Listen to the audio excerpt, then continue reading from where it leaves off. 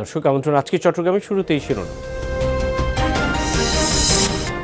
ব্যাপক দুর্নীতির অভিযোগ নিয়েও 14 বছর ধরে বহাল তবিয়তে চট্টগ্রাম ওয়াসার এমডি পদত্যাগের দাবিতে বিক্ষোভ ঘেরাও দুপক্ষের হাতাহাতি।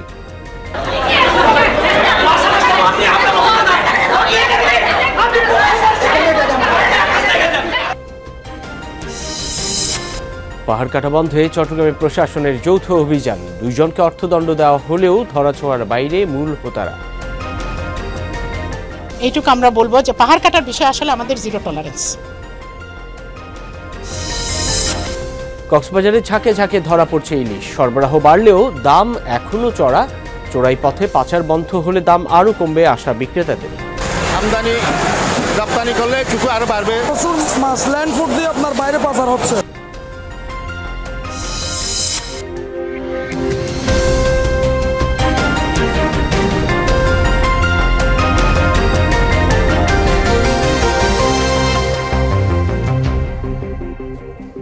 শিরোনাম দেখছিলেন, আপনাদের সাথে আছি আমি সাইফুদ্দিন রবিন। যাচ্ছি পুরো খবরে।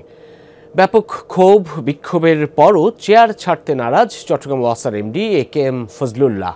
14 বছর ধরে তিনি এই পদে, বর্তমানে বয়স 81 বছর। ব্যাপক অনিয়ম, দুর্নীতি, স্বজনপ্রীতির অভিযোগ এনে তার পদত্যাগ দাবিতে আজও তুলকালাম কাণ্ড ঘটেছে ওয়াসায়। ঘেরাওকালে বিক্ষোভকারীদের সাথে এমডি সমর্থকদের হাতাহাতি, বাকবিতণ্ডাও হয়।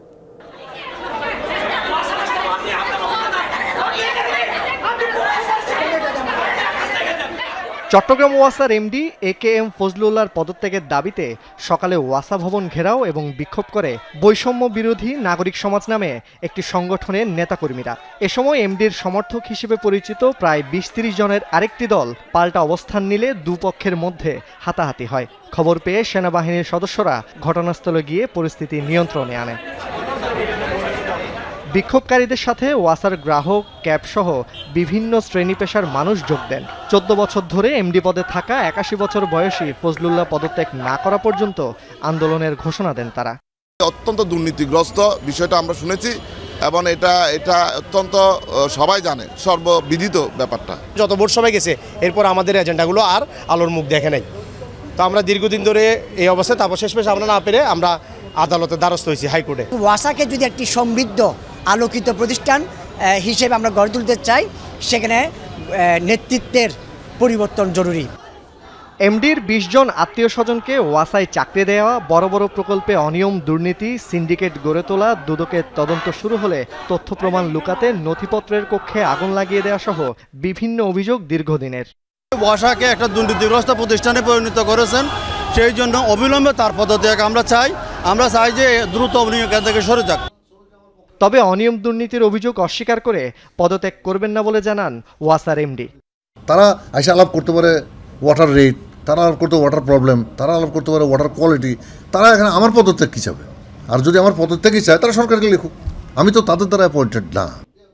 2011 সাল থেকে চট্টগ্রাম ওয়াসার এমডি পদে আছেন AKM ফজলুল্লাহ। 25টা লোক এসে 40টা লোক এসে বিক্ষোভ করে, আমি তো। জোবায়েদ ইবনে শাহাদাত, যমুনা নিউজ, চট্টগ্রাম। চট্টগ্রাম ওয়াসার এমডির পদত্যাগের দাবিতে বিক্ষোভ সম্পর্কে আরও একটু জানবো। সহকর্মী শহীদুল সুমন যুক্ত হচ্ছেন চট্টগ্রাম থেকে। সুমন, ওয়াসার এমডির বিরুদ্ধে দুদকের যে তদন্ত চলছিল সেটা এখন আসলে কোন পর্যায়ে আছে?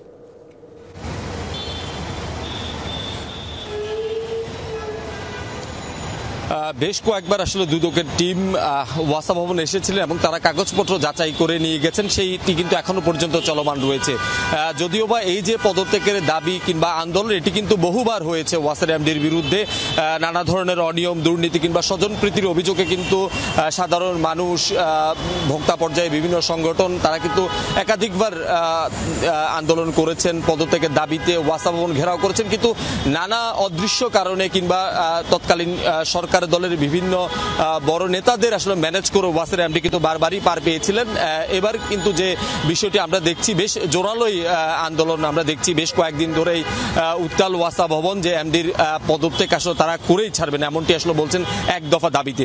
তবে আমরা দেখছি এবারও বরাবরের মতো একেবারেই স্বৈরাচারী আচরণ করছে ওয়াসার এমডি। তিনি যারা এখানে আন্দোলনরত শিক্ষার্থী কিংবা যারা সাধারণ মানুষ, ভোক্তারা এখানে এসেছেন, তাদের উপর হামলার ঘটনাও তিনি আসলে ঘটিয়েছেন। এখানকার এখানকার যারা শ্রমিকরা রয়েছেন তাদের মাধ্যমে তিনি নানাভাবে আসলে চেষ্টা করছেন এই আন্দোলনটিকে আসলে দমানোর জন্য। তবে এইবার যারা আন্দোলনে বা বিক্ষুব্ধ জনতা রয়েছেন তারা আসলে বলছেন যে তার যে অনিয়ম দুর্নীতি কিংবা তার স্বজনপ্রীতি, আমি যদি একটু রবিন আপনার মাধ্যমে জানাই, এই ওয়াসাতেই এমডির প্রায় 20 জন স্বজন তারা বিভিন্ন পদে চাকরি করছেন।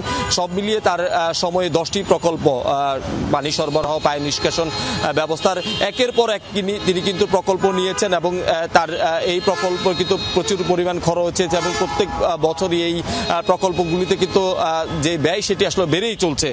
সব মিলিয়ে তার এই সময়কালে তিনি যেহেতু প্রায় 14 বছর ধরে এমডি পদে রয়েছেন, এই সময়গুলোতে আসলে তেমন আসলে সুযোগ সুবিধা বৃদ্ধি হয়েছে, অর্থাৎ তার পানি সরবরাহের মাত্রা বেড়েছে কিংবা আগের মতো যে পানি খুব একটা দূষণমুক্ত এরকমটি আসলে সাধারণ মানুষ বলছে না। তার বাইরেও কিন্তু তিনি বেশ কয়েকবার পানির দাম বৃদ্ধি করেছেন। সব মিলিয়ে সাধারণ মানুষ কিন্তু ক্ষুব্ধ রয়েছে এবং এই যে আন্দোলন সেটি কিন্তু এই সবকিছুর ফলশ্রুতি হচ্ছে। ফলে এখন এমডি আসলে নিজেও চাচ্ছেন যে নানাভাবে তিনি ম্যানেজ করে থাকার জন্য কিভাবে থাকা যায়, এবং সাধারণ মানুষ যারা ভোক্তারা বা আন্দোলনকারী বিক্ষুব্ধরা রয়েছেন তারা চাচ্ছেন যে এক দফা দাবি তারা ওয়াসার এমডির পদত্যাগ করিয়ে ছাড়বেন, নিশ্চিত করতে চান। অনেক ধন্যবাদ সহকর্মী শহীদুল সুমন। নির্বিচারে পাহাড় কাটার মহোৎসব চলছে চট্টগ্রামে। দিনে রাতে সমান উজাড় হচ্ছে পাহাড়। দীর্ঘদিন নির্বিকার ভূমিকার পর অবশেষে আজ যৌথ অভিযান চালিয়েছে জেলা প্রশাসন ও পরিবেশ অধিদপ্তর। হাতে নাতে পাহাড় কাটার প্রমাণও পান তারা। 2 জনকে জরিমানা করলেও মূল হোতারা ধরাছোঁয়ার বাইরে। এদের সাথে জড়িত প্রশাসনের অসাধু কর্মকর্তারাও। টিনের বেষ্টনী আর ত্রিপলের আচ্ছাদন দিয়ে এভাবেই দিনে রাতে সমান তালে কাটা হচ্ছে পাহাড়। গণমাধ্যমের উপস্থিতি টের পেয়ে যন্ত্রপাতি ফেলে পালিয়ে যায় শ্রমিকেরা। প্লট, ফ্ল্যাট সহ নানা স্থাপনা নির্মাণের জন্য চট্টগ্রামের আশকারদিঘি পাড়, রৌফাবাদ ও আকবর্ষা এলাকায় এভাবেই নির্বিচারে উজাড় করা হচ্ছে পাহাড়। এ চক্রের নেপথ্যে আছে জনপ্রতিনিধি, রাজনৈতিক দলের নেতা এবং প্রশাসনের অসাধু কিছু কর্মকর্তা। ব্যাপক সমালোচনা ও অভিযোগের প্রেক্ষিতে সকালে চট্টগ্রামের আকবর্ষা এলাকায় পাহাড় কাটা বন্ধে অভিযান চালায় পরিবেশ অধিদপ্তর। পাহাড় কাটার প্রমাণ পাওয়ায় 2 ব্যক্তিকে 15,000 টাকা জরিমানা করা হয়। আমরা 2 জন ব্যক্তিকে মোট 15,000 টাকা জরিমানা করেছি মোবাইল কোর্টের মাধ্যমে, যাদেরকে আমরা হাতে নাতে দেখতে পেয়েছি কোদাল দিয়ে তারা পাহাড় কাটার সাথে জড়িত ছিল। মাঝে মাঝে অভিযান আর 2-1 শ্রমিক ধরা পড়লেও নির্বিচারে পাহাড় কাটায় জড়িত মূল হোতারা সবসময় ধরাছোঁয়ার বাইরে। জায়গাগুলো যাতে স্থায়ীভাবে পাহাড় হিসেবে লিপিবদ্ধ করা হয়, জমির খতিয়ান চেঞ্জ করা হয়, সেই বিষয়ে আমাদের মন্ত্রণালয় থেকে আন্তঃমন্ত্রণালয় সভা করে সুপারিশ দেওয়া হবে। পরিবেশ সংরক্ষণ আইন অমান্য করে এমন বিধ্বংসী কাজে জড়িতদের বিরুদ্ধে জিরো টলারেন্সের কথা জানান পরিবেশ, বন ও জলবায়ু মন্ত্রণালয়ের কর্মকর্তারা। আমাদের জিরো টলারেন্স, এইটুকু আমরা বলবো যে পাহাড় কাটার বিষয়ে আসলে আমাদের জিরো টলারেন্স। হ্যাঁ, যা আমাদের কিন্তু পুরো মহানগরে পাহাড় কাটা নিষেধ বলে আদালতের নির্দেশনা আছে এবং সেই আদালতের নির্দেশনা প্রতিপালন আমাদের অন্যতম দায়িত্ব। জোবায়েদ ইবনে শাহাদাত, যমুনা নিউজ, চট্টগ্রাম। দেশের 11 জেলায় বন্যায় এখন পর্যন্ত মারা গেছেন 71 জন। এছাড়া বন্যায় 50,24,202 জন ক্ষতিগ্রস্ত হয়েছেন। এই তথ্য জানিয়েছে দুর্যোগ ব্যবস্থাপনা ও ত্রাণ মন্ত্রণালয়। এর মধ্যে ফেনীতে 28, কুমিল্লায় 19, চট্টগ্রামে 6, খাগড়াছড়িতে 1, নোয়াখালীতে 11, ব্রাহ্মণবাড়িয়ায় 1, লক্ষ্মীপুরে 1, কক্সবাজারে 3 এবং মৌলভীবাজারে 1 জন মারা গেছেন। বন্যায় মৃতদের মধ্যে পুরুষ 45, নারী 7 এবং শিশু 19 জন। এছাড়া মৌলভীবাজারে এখনও নিখোঁজ 1 জন। দেশের 68টি উপজেলা বন্যা কবলিত, 504টি ইউনিয়ন পৌরসভা ক্ষতিগ্রস্ত হয়েছে। এখনও 5,82,155টি পরিবার পানিবন্দী। স্বাভাবিক হয়ে আসছে 6টি জেলার বন্যা পরিস্থিতি।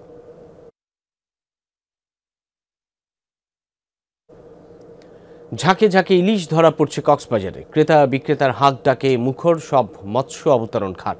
তবে ভরা মৌসুমেও বিরূপ আবহাওয়ার কারণে মাছ ধরায় প্রভাব পড়ছে এমন দাবি ট্রলার মালিক ও জেলেদের। সরবরাহ বাড়লেও দাম এখনও চড়া।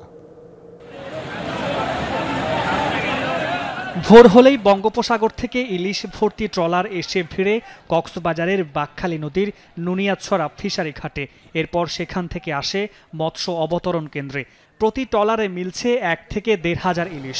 মৌসুমের শুরুতে টানা বৃষ্টি এবং সাগরে লবণাক্ততা কমায় ইলিশ ধরা পড়ার পরিমাণ কিছুটা কম বলছেন ট্রলার মালিক ও জেলেরা। আমরা আজকে এক সপ্তাহ আইছি, মাছ 700 পাইছি। 700 গত বছর তো অনেক দাম আরো বেশি ছিল, যেটা 1,20,000, 2,20,000, 1,80,000 স্বাভাবিক আছে রেটটা।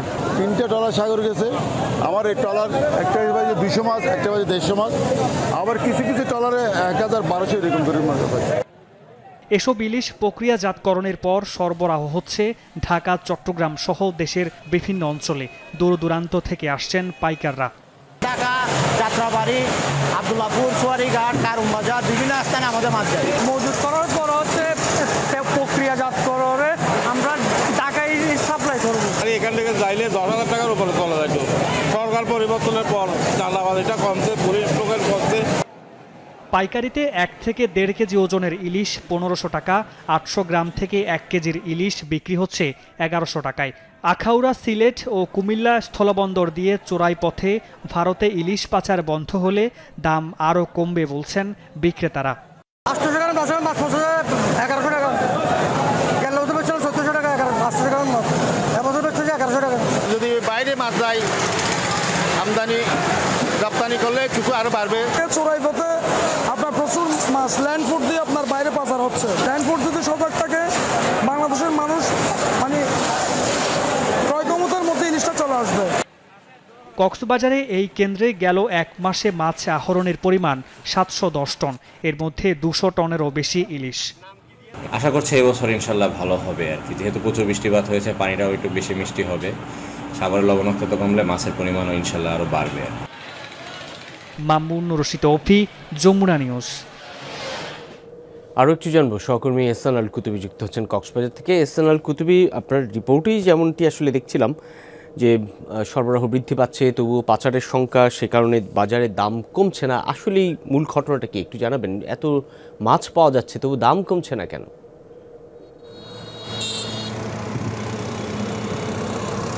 রবিন, প্রথমত হচ্ছে মাছ অন্যান্য বছরের তুলনায় কম পাওয়া যাচ্ছে, অর্থাৎ বৈরী আবহাওয়ার কারণে কিছুদিন পর পর বিভিন্ন সতর্ক সংকেত, এই কারণেই কিন্তু সাগর উত্তাল থাকে, যার কারণে মাছ কম পাওয়া যাচ্ছে। এটি হচ্ছে দাবি করেছেন যারা জেলে আছে, ট্রলার মালিক, জেলে, তারাই দাবি করেছেন। আর মাছের যে দাম সেটি তারা আর এটিও দাবি করছেন গত বছরের তুলনায় এবারের মাছের দাম কিন্তু ইলিশের দাম 2 থেকে 300 টাকা কম।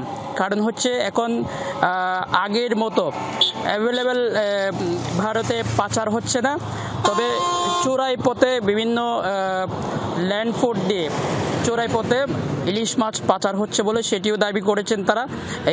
আর যদি এটি বন্ধ করা যায়, চোরাই পথে যে ইলিশ মাছ যাচ্ছে সেটি যদি বন্ধ করা যায়, তাহলে ইলিশের দাম আরও কমবে এবং সাধারণের ক্রয় ক্ষমতার ভেতরে চলে আসবে, এটি তারা বলছেন।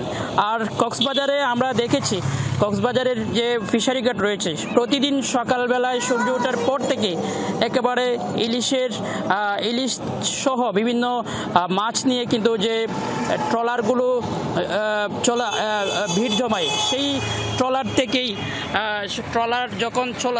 যখন ভিড় জমায়, যখন তারা বেশি মাছ শিকার করতে পারে, অর্থাৎ বিশেষ করে যদি ইলিশ বেশি পায়, তাদের মুখে হাসি দেখতে পায়। যদি স্বাভাবিক অবস্থা থাকে সাগরের, তারা যেটি বলছেন আরও ভালো মাছ পাবে এবং একেবারে বলা যায় যে 3 থেকে 4 হাজার ইলিশ নিয়ে তারা ফিরতে পারবে। রবিন, অনেক ধন্যবাদ সহকর্মী এহসান আল কুতুবী।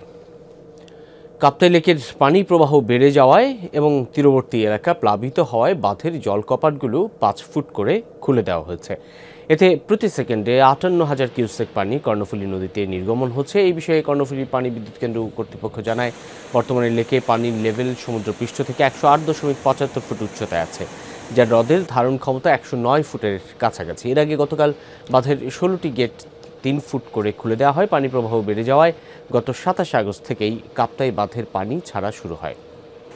অনিয়ম দুর্নীতির তদন্তে এবং অনির্বাচিত কমিটি বাতিলের দাবিতে চট্টগ্রামে মানববন্ধন করেছে পুলিশ প্লাজার ব্যবসায়ীরা। নগরীর সিনেমা প্যালেস মোড়ে মার্কেটের সামনে অনুষ্ঠিত এই কর্মসূচিতে তারা গত কয়েক বছর ধরে ব্যাপক অনিয়মের বিভিন্ন চিত্র তুলে ধরেন। 3 দিনের মধ্যে অবৈধ কমিটি বাতিলের আলটিমেটামও দেন, না হলে আরও কঠোর কর্মসূচি প্রদানের হুঁশিয়ারি প্রদান করেন ব্যবসায়ী ও মালিক সমিতির নেতারা।